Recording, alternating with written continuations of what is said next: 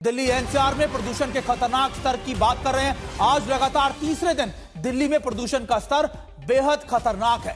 आज औसत AQI 464 दर्ज किया गया है और लेकिन अभी भी कई इलाकों में यह 500 पार बताया जा रहा है, यानी स्थिति बेहद खतरनाक है। इसका असर आम लोगों की जिंदगियों पर पड़ रहा है।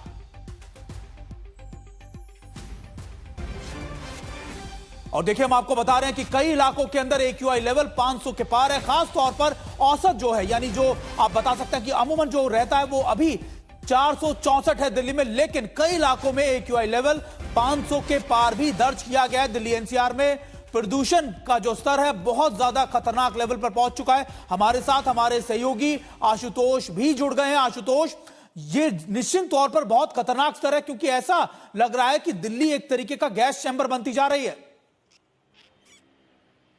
गैस चैम्बर तो थी ही, लेकिन ऊपर से हुआ ये कि पिछले 2 दिनों से जो कोहरे की स्थिति है सुमित, 48 घंटे में इस समय भी 476 एयर क्वालिटी इंडेक्स है। और ये स्थिति सिर्फ दिल्ली की नहीं है। नोएडा में, गुरुग्राम में, फरीदाबाद, साहिबाबाद, गाजियाबाद, जो सीमावर्ती इलाके हैं वहां तो और भी ज्यादा हाल बुरा है। और ऊपर से हुआ ये कि जब प्रदूषण की स्थिति बिगड़नी थी तब ना तो सरकारों ने कुछ किया, ना एजेंसियों ने कुछ किया। नोएडा, गाजियाबाद, ग्रेटर नोएडा की बात कर लें, वहां सड़कों पर धूल इस कदर बिखरी, ऐसा लग रहा है कि कोई रेगिस्तान का तूफान चल रहा हो। तो वो कार्रवाई हुई नहीं। अब ग्रैब 4 लगा दिया गया है। ग्रैब 4 के चलते स्कूल आधी क्षमता पर चलेंगे। जो कार्यालय हैं, जो दफ्तर हैं, उन्हें कहा गया कि वर्क फ्रॉम होम को एनकरेज कीजिए। लेकिन इसी के साथ क्या हुआ कि आज सुबह से हमने देखा कोहरे का तीसरा दिन है, लेकिन इतना घना कोहरा जो हमने देखा वो आज उसका पहला दिन था। इसके चलते, नमी के चलते सतह की हवा भी नहीं चल रही है, तो प्रदूषण की स्थिति और विकराल हो गई। 2 दिन और कोई राहत नहीं मिलने वाली है। ग्रैब 4 के चलते ये जरूर है कि बाहर एक्टिविटी ना बिल्कुल हो, बिल्कुल आशुतोष आप जहां मौजूद हैं, आशुतोष आप जहां मौजूद हैं, अगर मैं गलत नहीं हूं तो ये कनॉट प्लेस का इलाका है, दिल्ली का दिल कहा जाता है, लेकिन वहां के हालात भी हम देख रहे हैं। आपके पीछे धुंध भी है, और अगर आप दिखा सके उन तस्वीरों को तो अपने हमारे दर्शकों के लिए।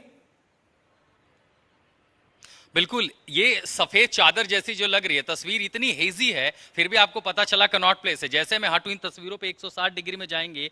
विजिबिलिटी दरअसल क्या हुआ कि 10:30 के बाद जब तापमान थोड़ा बढ़ा है तो विजिबिलिटी ठीक हुई है। सुबह कोहरे के चलते 50 मीटर से आगे देखना बेहद मुश्किल था। 10:30 के बाद थोड़ा इंप्रूव हुआ, लेकिन फिर भी 300 से 400 मीटर की विजिबिलिटी है। दिल्ली के बाहर जब आप राष्ट्रीय राजमार्गों की ओर जाएंगे वहां भी 200 मीटर तक होगा। लेकिन अब जो दिख रहा है वो हेज है। इस हेज को, जिसको स्मॉग कहते हैं, यानी एक तो कोहरे के साथ जो धुआं था, धुंध थी, जो धूल थी, उसने बना दिया स्मॉग। और ये स्मॉग की चादर 360 डिग्री में आपको दिल्ली से लेकर के 60-70 किलोमीटर की रेडियस तक आपको ये देखने को मिलेगा। और यही हम जिसमें हम सांस ले रहे हैं, 500 का AQI।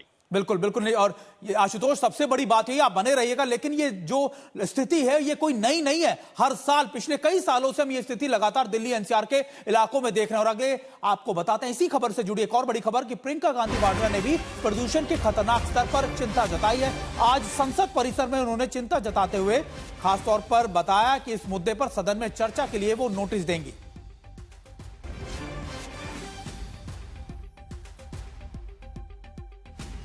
पॉल्यूशन का केस बहुत ज़्यादा, हद से ज़्यादा ख़राब हो गया है और हम लोगों को डिस्कस करना चाहिए। मैं आज वो डिस्कशन का परमिशन भी मतलब का वो लगाऊंगी नोटिस। पॉल्यूशन का केस बहुत ज़्यादा, हद से ज़्यादा ख़राब हो गया है और हम लोगों को डिस्कस करना चाहिए। मैं आज वो डिस्कशन का परमिशन भी मतलब का वो लगाऊंगी नोटिस।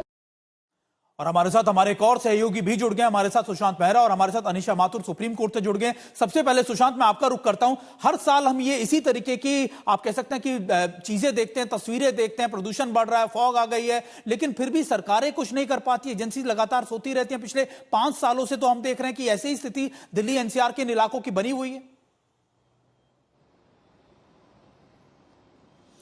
देखिए सुमित, ये कहना गलत नहीं होगा, क्योंकि लगातार पिछले कई सालों से अगर बात की जाए तो पिछले 5-6 सालों से दिल्ली के अंदर, NCR के अंदर प्रदूषण का स्तर बेहद तेजी के साथ जो है वो बढ़ता हुआ नजर आ रहा है। दिवाली के बाद ये शुरू होता है और तकरीबन अगर कहा जाए तो आधी से ज्यादा सर्दी पर प्रदूषण का स्तर इसी तरीके से बना रहता है। मैं आपको तस्वीरें दिखाऊंगा। एयरपोर्ट पे इस वक्त मेरी मौजूदगी है। चारों ओर अगर आप देखेंगे तो एक स्मोक की चादर इस वक्त पूरे एयरपोर्ट के आसपास जो है वो आपको नजर आएगी। दरअसल आशुतोष, जो हमारे सहयोगी बता रहे थे कि किस तरीके से प्रदूषण और स्मोक और जो कोहरा है वो कुछ तरीके से मिलकर के एक तरीके से कॉकटेल के रूप में एक स्मोक जो है वो पूरी तरीके से इस वक्त पूरे दिल्ली एनसीआर के अंदर छाया हुआ है। सरकार की तरफ से लगातार पूरी कोशिश जो है वो की जा रही है।